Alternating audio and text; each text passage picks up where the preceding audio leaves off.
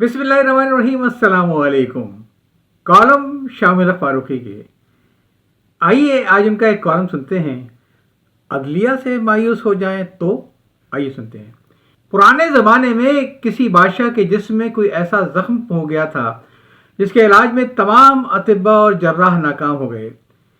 आखिर एक दरवेश ने तजवीज़ किया कि अगर चंद ख़ास सिफ़ात के हामिल किसी नौउम्र लड़के का मगज़ निकालकर मुतासरा जगह पर लगाया जाए तो बादशाह अच्छा हो जाएगा। तलाश करने पर मतलूबा सिफ़ात का एक लड़का मिल गया। एक गरीब शख्स का बेटा था। शाही हुक्काम ने उसके बाप को एक भारी रकम देकर बच्चे को हलाक करने की इजाज़त मांगी। गरीब बाप को यह भी अंदेशा था कि अगर वो खुशी से राज़ी न हुआ तो लड़के को उससे छीन लिया जाएगा। चुनांचे उसने अपनी रजामंदी दे दी। कानूनी कार्रवाई की तकमील के लिए कादी से रुजू किया गया तो उन्होंने भी फैसला ये दिया कि चूंकि बादशाह की ज़िंदगी पर लोगों का इज्तिमाई मफाद मुनहसर है, लिहाजा ऐसी सूरत में कुर्बानी दी जा सकती है। आखिरी मंजूरी के लिए लड़के को बादशाह के सामने पेश किया गया।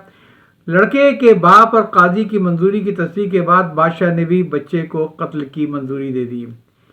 बादशाह का हुक्म सुनकर लड़के ने नज़र उठाकर ऊपर देखा और हंसने लगा। इस बेमौका हंसी पर सबको ताज्जुब हुआ और बादशाह ने लड़के से हंसी का सबब पूछा तो उसने कहा, अलीजा, जब कोई शख्स मुसीबत में गिरफ्तार होता है तो मदद के लिए वो सबसे पहले अपने बाप की तरफ देखता है, फिर काजी की तरफ, फिर बादशाह की तरफ। बादशाह से मायूस होने के बाद आखिरी चारा फिर ये अल्लाह का सहारा लेता है। तो मेरे मामले में मेरे बाप ने तो पहले ही मेरे कत्ल पर रजामंदी दे दी थी। मुझे अदलिया से उम्मीद थी, सो वहाँ भी काजी का फतवा मेरे खिलाफ आया। आखिरी उम्मीद बादशाह की थी तो आपने भी मंजूरी दे दी है। तो अब मैं ऊपर देख रहा था कि देखें वहाँ से क्या हुक्म आता है। कहा जाता है कि बादशाह इस कदर बयान से उसके मुतासर हुआ कि उसने अपनी ज़िंदगी की परवाह किए बगैर लड़के की रिहाई का हुक्म दे दिया और फिर अल्लाह का करना ऐसा हुआ कि बादशाह को आम इलाज से फ़ायदा हो गया। पाकिस्तान में रिश्वत सितानी अपने उरूज पर को पहुंची हुई है, हत्ता कि बादशाह सलामत भी इसे तस्लीम कर चुके हैं। जाहिर है पार्लिमानी जमहूरियत में वज़ीर आज़म बादशाह की अलामत होता है। तो आपको याद होगा कि चंद दिनों पहले वज़ीर आज़म नवाज शरीफ ने कहा था कि पाकिस्तान में करप्शन ऊपर से नीचे तक फैला हुआ है। ये इस बात की दलील है कि बादशाह की जानिब से करप्शन को ख़त्म नहीं किया जा सकता है।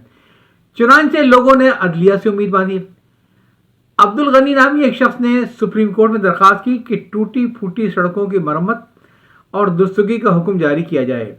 सुप्रीम कोर्ट के इस सवाल पर कि मेयारी और मजबूत सड़कें बनाना और ठीक मरम्मत करना किसकी जिम्मेदारी है, दरख्वास्त गुजार ने कहा कि सड़कों की तामीर और मरम्मत के जिम्मेदार हुक्कामी घपला कर रहे हैं। मुतल्लिका इदारों के हुक्काम सड़कों की तामीर के लिए सामान 2500 रुपये फी टन खरीदते हैं और ख़रीदारी इसकी 15,000 रुपये फी टन शो करते हैं। ताहम नेशनल हाईवे अथॉरिटी की पैरवी करते वक्त इब्रारुल हक एडवोकेट ने कहा कि खरीदारी में बदउनवानी का इल्ज़ाम गलत है। हुक्काम कभी गैर मेयारी और कम कीमत का सामान इस्तेमाल नहीं कर सकते। चलिए किस्सा ही ख़त्म हुआ। जब अबरार ही ने अशरार के वजूद की तरदीद कर दी तो अब कहने के लिए क्या रहा। बहरहाल सारी बातें सुनने के बाद एक फाजिल जज ने कहा कि अगर सारे ही लोग करप्ट हैं तो फिर क्या हो सकता है। उनका अगर रिश्वतखोरी को ख़त्म करना इतना ही आसान होता तो हम हुक्म जारी कर देते कि कोई किसी से रिश्वत न ले, लेकिन ये मुमकिन नहीं है।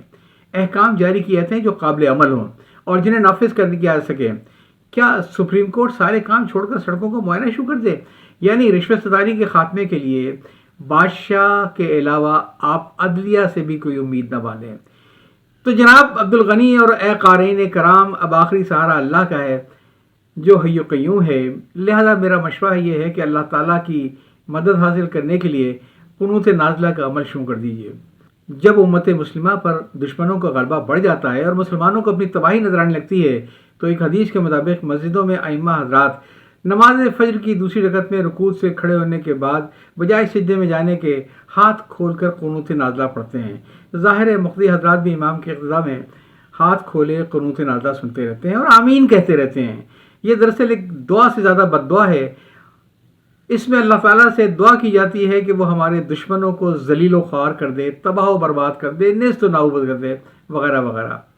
तो कब वक्त आएगा कि हम भी अपने अंदरूनी दुश्मनों को हाथ फैलाकर और दामन फैलाकर कोसें और बद्दुआएं दें जो करप्शन के जरिए अपने ही मुल्क की जड़ों को बगैर सोचे खोखला कर रहे हैं कि ज़मीन के इसी हिस्से पर کل ان کے بدنصیب بچے بھی ان کے اپنے کرتوتوں کے بدولت ذلت و افلاس کی زندگی گزاریں گے۔ ان ذلیل اور بے غیرت رشوت خوروں میں وہ لوگ بھی شامل ہیں جو خاندان نبوت سے تعلق رکھتے ہیں، اس کے باوجود 60,000 روپے مہینہ رشوت لے کر بھنگیوں کو اس بات کی یاد دے دیتے ہیں کہ وہ اپنے باڑے سے مردار جانوروں، گدھوں اور کتوں کا گوشت فروخت کریں جسے لا علم مسلمان اور غیر مسلم سبھی کھائیں۔ کیا ان کرپٹ عناصر کو روئے زمین پر کوئی سانس لینے کا حق حاصل ہے؟ کیا ہم انہیں بددعا دینے میں حق بجانب نہیں ہیں؟ اللہ تعالیٰ ان بدبخت انسانوں کو مفلوج کرے، انہیں اندھا، بہرا، لولا اور لنگڑا بنا دے۔ جس طرح لوگ بارش کی دعا مانگنے کے لیے شہر سے باہر کسی میدان میں نماز استسقاء پڑھ کر دعا مانگتے ہیں، آئیے ہم بھی اسی طرح کسی میدان میں جمع ہوں اور گڑ گڑا کر باری تعالیٰ کے حضور میں دعا کریں کہ وہ رشوت خور عناصر اور ان کی پشتناہی کرنے والے، ان پر اللہ اپنا عذاب نازل کرے، ان کے لیے زمین شق کرے جس میں یہ لوگ اپنی نحوست کے ساتھ ہمیشہ ہمیشہ کے لیے دفن ہو جائیں۔ اگر آپ کو میری تجویز پسند نہ آئے تو میرے ذہن میں ایک اور بھی بہت سی اچھی ترکیب ہے جسے میں کسی اور موقع پر آپ کی خدمت میں پیش کروں گا۔ کالم آپ سن رہے تھے عدلیہ سے مایوس ہو جائیں تو۔ یاد چاہتا ہوں۔ اللہ حافظ۔